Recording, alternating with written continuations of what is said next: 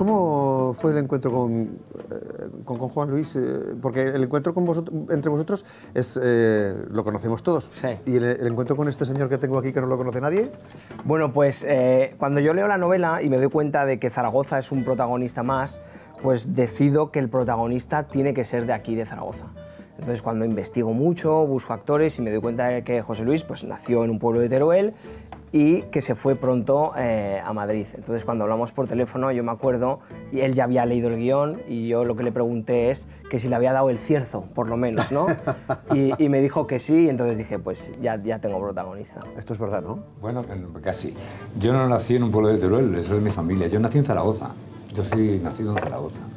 Pero sí es verdad que me dio el cierzo, porque aunque yo estoy criado en Madrid, siempre digo que nunca se me ha ocurrido decir que yo soy un madrileño que accidentalmente nació en Zaragoza. Yo siempre digo que soy un maño, un aragonés, un zaragozano, que accidentalmente se ha criado en Madrid.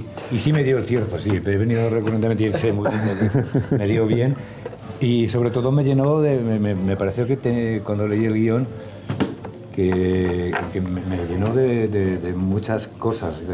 Me lo mandó y dije, bueno, me lo leo esta noche y avanzo lo que puedo y mañana lo termino, pero me lo leí del tirón y dije, está muy bien, tiene muchas cosas bonitas.